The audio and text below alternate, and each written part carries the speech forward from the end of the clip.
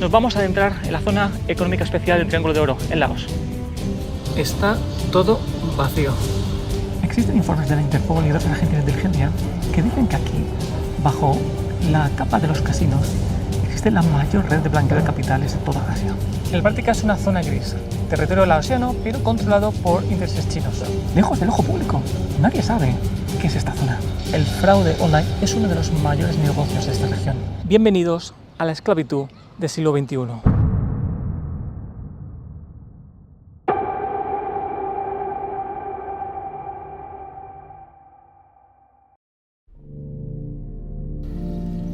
Quise pasear en la parte de la ciudad donde están los centros de estafas, pero no me atreví a grabar casi porque había mucha seguridad privada y siendo el único blanco de la ciudad llamaba demasiado la atención.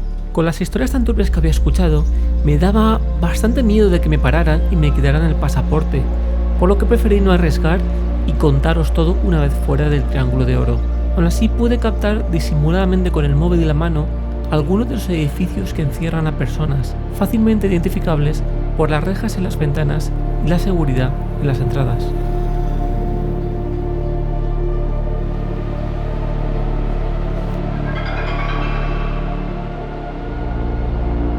Aquí, en la frontera difusa entre Laos, Myanmar y Tailandia, se ha levantado un imperio digital basado en las estafas online y la esclavitud moderna, un negocio que ya mueve miles de millones de dólares al año y que apenas empieza a ser conocido por el resto del mundo. Detrás de las fachadas de oficinas modernas, rascacielos relucientes y zonas económicas especiales, se ocultan los llamados scam compounds, que en español significan centros de estafas. Un centro de estafas es un complejo cerrado, formado por varios edificios bajo vigilancia, donde las mafias retienen a víctimas, forzándolas a realizar estafas online. Es literalmente una cárcel o un campo de trabajo forzado, si queremos verlo de otra forma. Las víctimas, principalmente jóvenes y mujeres, son capturados y traficados a través de las fronteras entre Laos, Myanmar y Tailandia. A estas personas se les promete que van a tener una vida mejor. Las víctimas suelen ser engañadas mediante ofertas de trabajo en redes sociales o agencias de trabajo o incluso contactos personales. Una vez reclutadas, son trasladadas a través de las fronteras por los traficantes.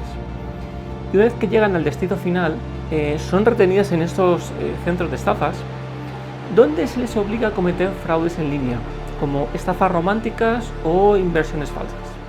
Kind of work maybe model, and the second call center, and the third is sales, and the salary in here more 800 after. All the same like ask to people to investment like with the kill the romance scam. Who is the best country to target for Bangladesh? Bangladesh. Yeah, you take money from that because they don't. Like nobody gets arrested. Like no, the police won't stop anybody. The police? Yeah.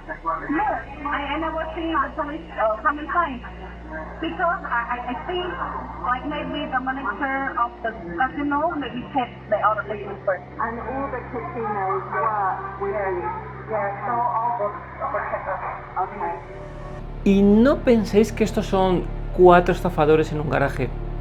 Están altamente profesionalizados. En la cima se encuentran organizaciones mafiosas, como mencioné en el capítulo anterior, Subway, que ha convertido la zona económica especial del Triángulo de Oro en un refugio de este tipo de negocios ilegales.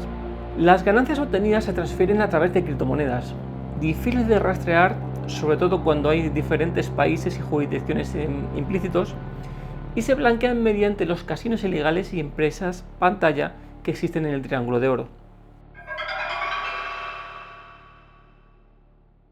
Estos centros operan como fábricas de estafas en línea.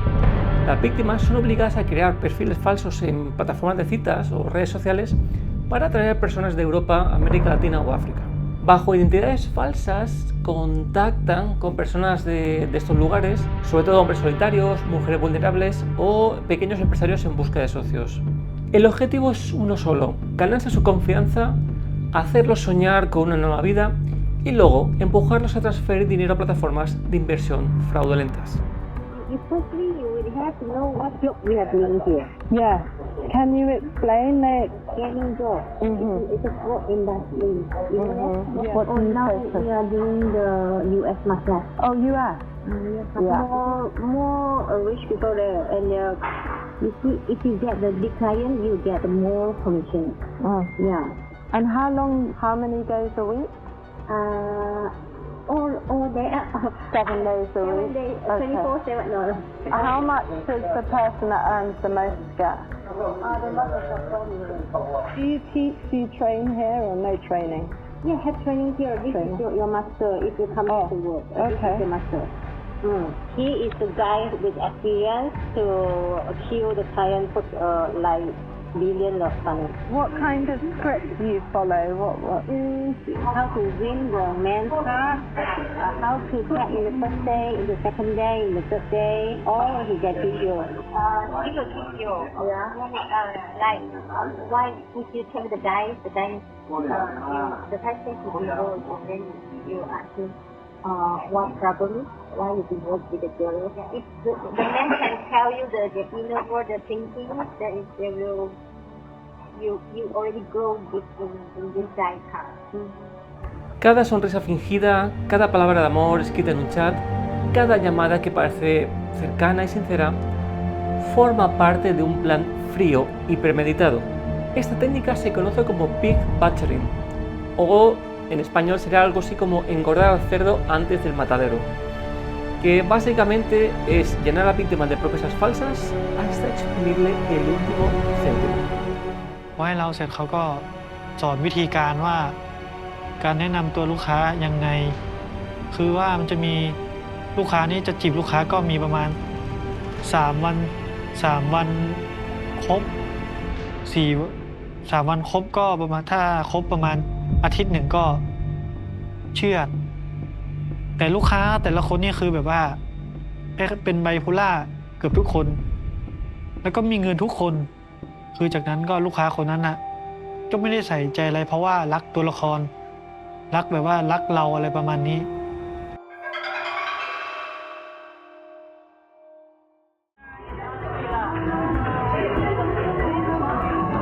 Vietnam people, mostly are Chinese people.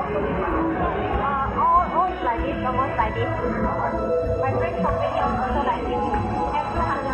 Las víctimas son sometidas a jornadas laborales extremas, con salarios inexistentes o muy bajos, y enfrentan amenazas físicas, psicológicas, si no cumplen con los objetivos o las cuotas diarias de estas estafas. Algunos son forzados a convertirse en reclutadores de nuevas víctimas, perpetuando el ciclo de explotación.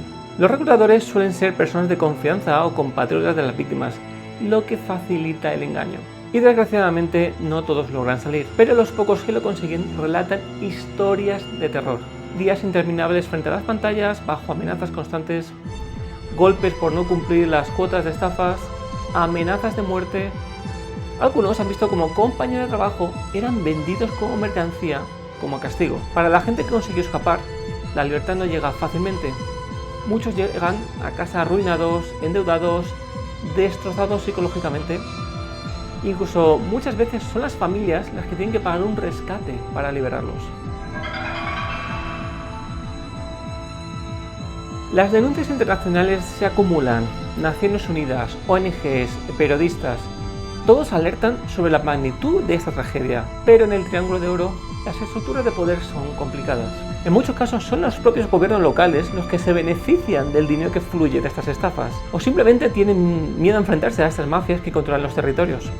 Ya explicamos en el vídeo anterior por qué China permite esto. Al final, intereses o por no querer lidiar con el escándalo que supondría levantar esta liebre.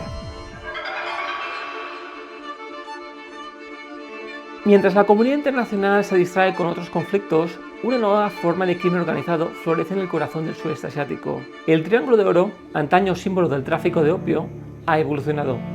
Ahora los delincuentes ya no necesitan armas, solo necesitan un ordenador, un teclado y la soledad de millones de personas vulnerables en todo el mundo. Y este es el futuro oscuro que nos aguarda si seguimos mirando hacia otro lado.